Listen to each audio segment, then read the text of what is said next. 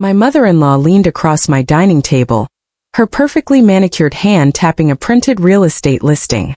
"We've already spoken to the contractor," she said, her voice entirely devoid of hesitation.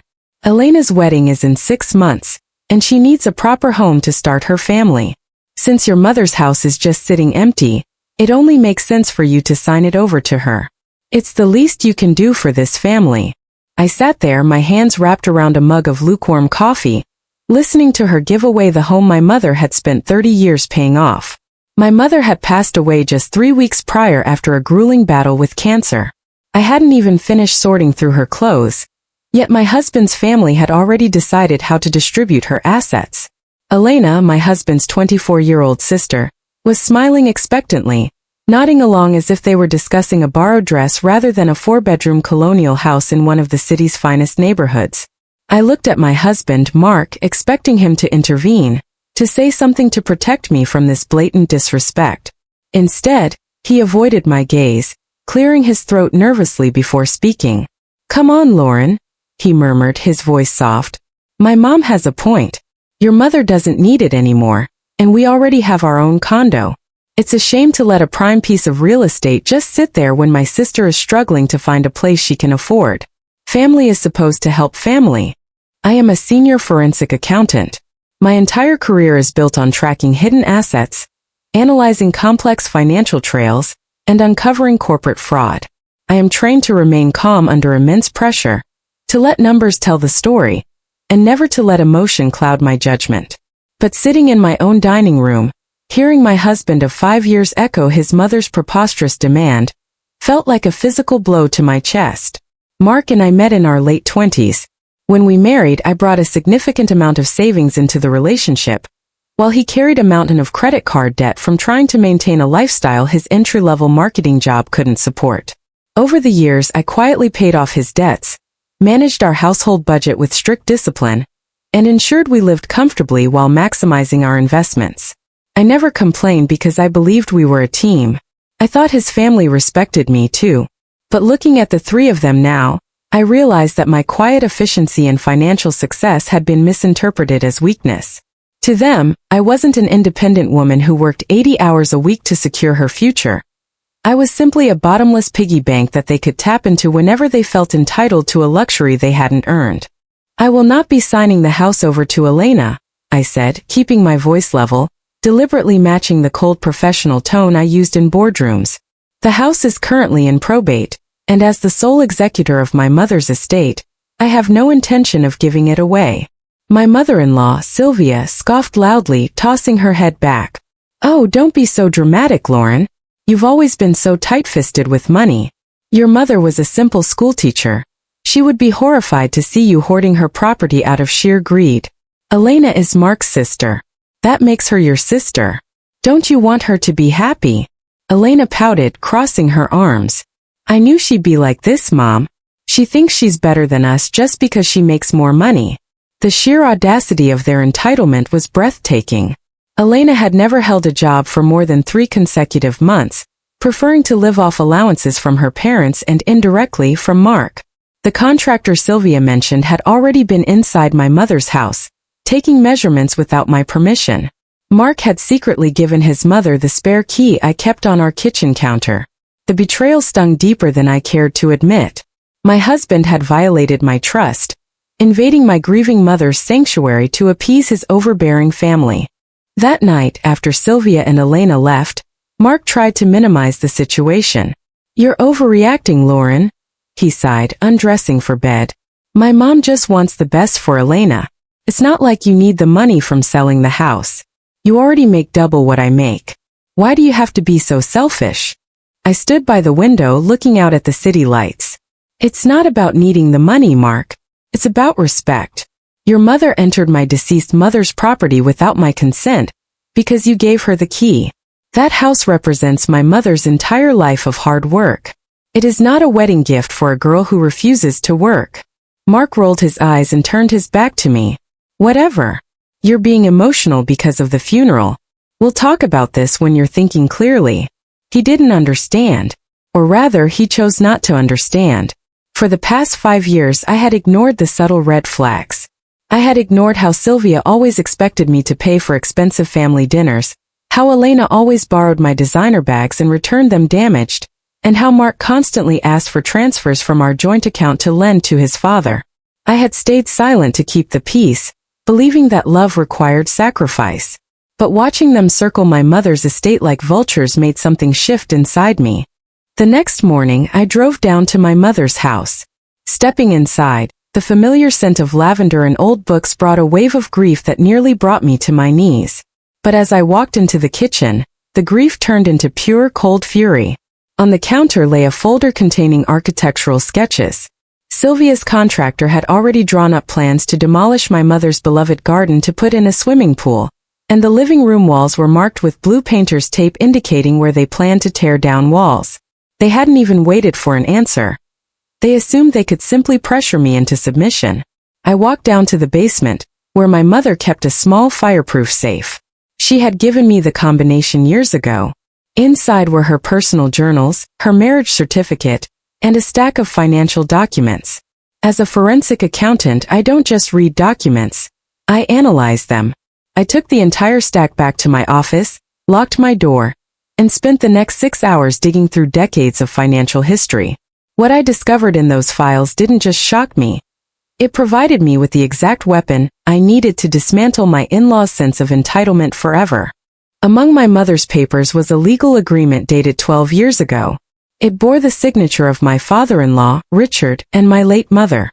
I had completely forgotten that before Mark and I even met, our families lived in the same tight-knit community. 12 years ago, Richard had faced bankruptcy after a failed business venture. Desperate to keep his family home, he had approached my mother, who was known in the neighborhood for her quiet generosity, and begged for a loan. My mother, believing she was helping a respectable neighbor, loaned Richard $150,000 from her retirement savings. The contract was legally binding, drawn up by a local attorney. It stated that the loan was to be paid back within 10 years with a modest interest rate. If default occurred, a lien would be placed on Richard's own property. I pulled up my mother's bank statements from the past decade. Richard had made exactly 3 payments before stopping entirely, betting on the fact that my mother was too polite and gentle to take her neighbor to court. He had completely ghosted her on the debt. My mother had never mentioned it to me because she didn't want to ruin my relationship with Mark when we started dating years later. She had suffered in silence, working extra years before retirement to make up for the loss. My hands trembled as I calculated the current outstanding balance, including the agreed-upon interest and late fees. The total came to exactly $243,500. Richard and Sylvia were currently living in a house they technically owed to my mother's estate. They were demanding my mother's property while actively sitting on a massive unpaid debt to her. The hypocrisy was staggering, but the financial trail didn't stop there. Since I was already deep into investigation mode, I decided to run a routine check on my husband's recent banking activity. Because I managed our primary finances, Mark had opened a separate private account a year ago, claiming it was just for his personal spending money. Using my legal access to our joint history and authorized credit checks for our upcoming mortgage renewal, I uncovered the statements for that private account. What I found made my blood run cold. Mark hadn't just given his mother the key to my mom's house. For the past 14 months, he had been systematically transferring money from our joint savings account into his private account, and from there, directly into Elena's wedding fund. He had stolen over $45,000 of our shared money to fund his sister's lavish lifestyle, all while telling me we needed to budget tightly. I sat back in my office chair, the hum of the computer fan the only sound in the room. The grief was gone, replaced by a crystalline, unyielding clarity. My husband was a thief and his family were parasites. They thought they were playing a game of emotional manipulation with a grieving woman, but they had forgotten who they were dealing with. I didn't cry. I didn't call Mark to scream at him. Instead, I called my estate attorney, a sharp, no-nonsense woman named Claire, who had been a close friend of my mother's. I sent her copies of the 12-year-old loan agreement, the bank records proving non-payment, and the forensic audit of my husband's unauthorized transfers. "This is ironclad, Lauren," Claire said over the phone, her voice tight with indignation. "Richard is in flagrant default. We can initiate foreclosure proceedings on his house within 48 hours. As for your husband, this is clear financial dissipation of marital assets. If you file for divorce, a judge will force him to credit every single dollar of that $45,000 back to you during the property division. I closed my eyes, taking a deep, steady breath. Do it, I said. Prepare the paperwork for both. And Claire? Schedule a meeting at my mother's house for this Friday evening. Invite the whole family. Tell them it's to sign over the deed.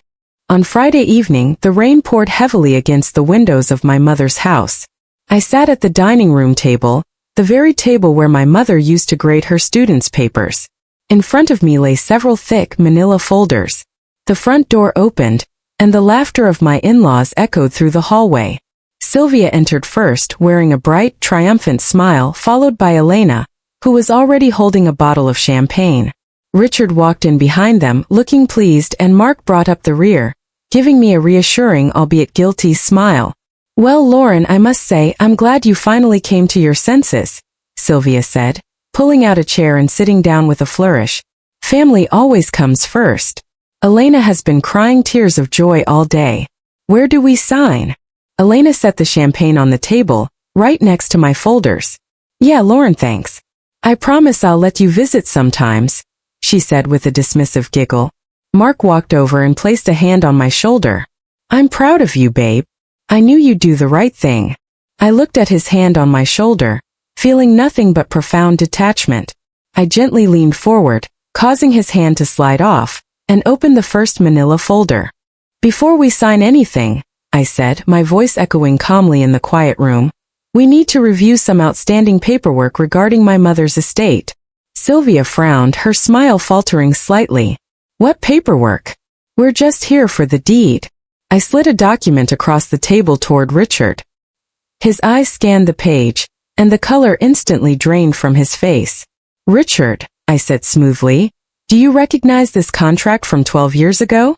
It's a promissory note for $150,000, loaned to you by my mother to save your home from bankruptcy. According to her banking records, you stopped making payments after month 3. Sylvia laughed nervously, looking at her husband. Richard, what is she talking about? This is ancient history. What does this have to do with Elena's wedding? Richard couldn't speak. His lips were trembling. I continued. With accumulated interest and late fees stipulated in the contract, the current balance stands at $243,500. As the sole executor of my mother's estate, I have a legal fiduciary duty to collect all outstanding debts. Yesterday afternoon, my attorney officially filed a lien against your property. If the balance is not paid in full within 30 days, we will begin foreclosure proceedings. Sylvia gasped, slamming her hands on the table. You can't do that. That's our house. Your family. I looked her dead in the eye, my expression unblinking. You told me on Tuesday that family is supposed to help family, Sylvia. My mother helped yours. Now it's time to pay her back. Elena looked panicked, turning to her brother. Mark, do something. She's going to take Mom and Dad's house. Mark stepped forward, his face pale, his voice shaking. Lauren, stop this. This is crazy. You're taking this way too far. We can talk about this privately. I turned my gaze to my husband, opening the second folder. We will be talking about it privately, Mark. Through our attorneys. I slid a second set of documents toward him. These are divorce papers, along with a forensic audit of our joint savings account. Mark froze, staring at the bank statements highlighting his unauthorized transfers to his private account. Over the past 14 months, you secretly took $45,000 of our shared funds to finance your sister's lifestyle, while I was paying off your old debts. My attorney has already filed a motion for financial dissipation. You will be legally required to pay back every single cent during the asset division, and since our condo was purchased primarily with my inheritance down payment, you will be vacating the premises by tomorrow morning. The room descended into absolute chaos. Sylvia began screaming, calling me a heartless monster, while Elena burst into hysterical tears, realizing her dream wedding and free house had completely vanished. Richard sat in silence, staring at the floor, knowing he had ruined his family's future by trying to exploit a gentle woman who was no longer there to protect herself. Mark fell to his knees beside my chair, begging for forgiveness, crying that he only did it because his family pressured him. I stood up calmly, picking up my coat and my folders, leaving the champagne untouched on the table. You have 30 days to find $250,000, or the bank will take your home, I said quietly, looking at the broken family before me. And Mark, the locks on our condo have already been changed. Your things are in storage. The gate code has been revoked. I walked out into the rain, feeling lighter than I had in years. The slow burn manipulation they had subjected me to for 5 years was finally over. I had protected my mother's legacy, secured my own financial future, and delivered a stark, unyielding lesson in justice. They wanted my mother's house, but in their boundless greed, they ended up losing their own.